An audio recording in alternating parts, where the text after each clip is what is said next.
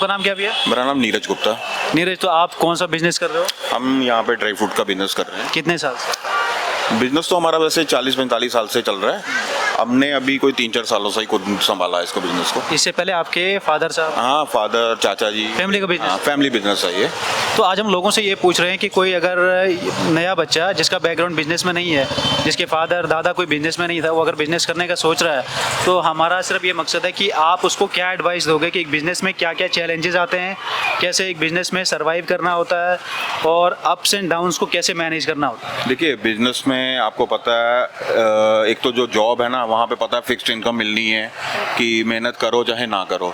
Business एक challenging, आपकी life में एक चैलेंज है।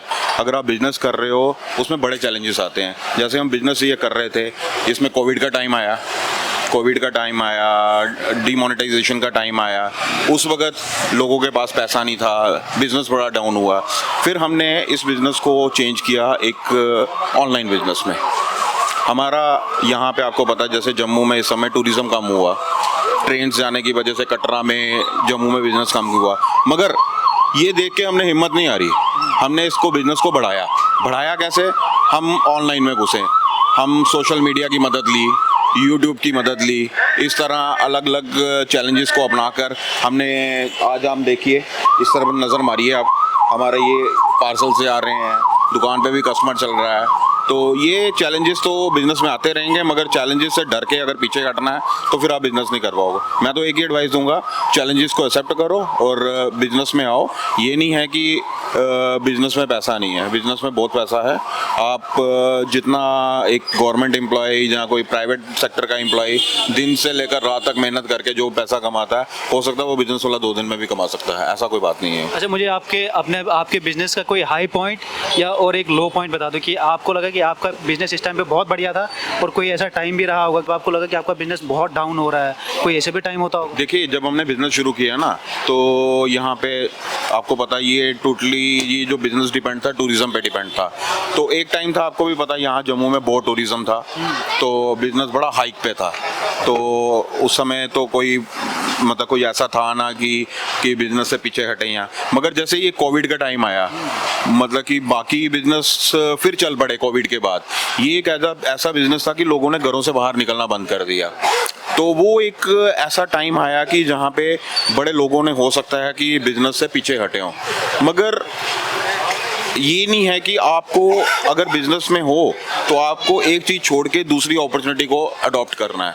तो हमने भी उसी चीज़ में दिमाग लगाया कि बिजनेस ठीक है, लोग यहाँ पे नहीं पहुँच रहे, क्यों ना हम सामान लोगों के घरों तक पहुँचाएं। अच्छा, आपने किया है? हाँ, हमने ऐसा किया है। और आज ये देखिए, इनको अपने आप कैमरामैन को बोलिए, ये देखिए, मैं दिखा दूंगा। ये नजर मारिए, यहाँ देखिए, ये सारी पैकिंग हो रही है। ये सब ऑनलाइन जा रहा है? ये सब ऑनलाइन जा रहा है। जम्मू में कि बाहर? जम्मू से बाहर। क्या बात? जम्मू से बाहर हमारा रोज का 10 से 15 पार्सल जो इस समय मतलब कि रेगुलरली जो जम्मू से बाहर जा रहे हैं। कुछ ऐसे लोग हैं जो हमारी शॉप के कस्टमर थे, वो भी जब यहाँ नहीं आ पाते हैं, वो घर पे सामान मंगवा रहे हैं। कुछ ऐसे नए लोग जुड़े जिन्होंने घर पे सामान मंगवाया।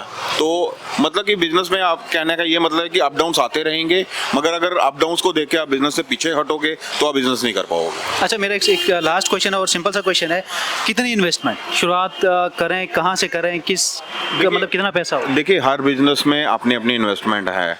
अगर आपके पास स्पेस है तो आप मेरे ख्याल में अगर ड्राई फ्रूट का बिजनेस भी करना चाहोगे तो 1.5-2 लाख रुपए में बिजनेस शुरू कर सकते हो। अगर आपके पास स्पेस भी नहीं है तो आप घर बैठ के क्यों ना, आजकल ऑनलाइन का ज़माना है, सोशल मीडिया आपके साथ है, यूट्यूब आपके साथ है, फेसबुक है, इंस्टाग्राम है, कहीं पे भी आप अपना घर पे बैठ के बिजनेस शुरू कर सकते हैं। कोई ज़्यादा इन्वेस्टमेंट की ज़रूरत नहीं पड़ेगी। आप लोगों को अच्छी चीज़ दो, अच्छी क्वालिटीज़ दो, कस्टमर बनाओ, तो बिजनेस आपका हाइक पे जाएगा।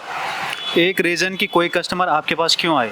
हाँ, रीज़न ये, अच्छी चीज़ बेचेंगे तो कस्टमर हमारे पास आएगा। रेपुटेशन कस्टमर की तभी होगी जब उसको चीज़ भी अच्छी मिलेगी और रेट भी अच्छा मिलेगा। नहीं, मैं आपसे पूछ रहा हूँ, नीरज गुप्ता की दुकान पे कोई क्यों आए? नीरज गुप्ता से ड्राई फ्रूट क्यों ले कोई?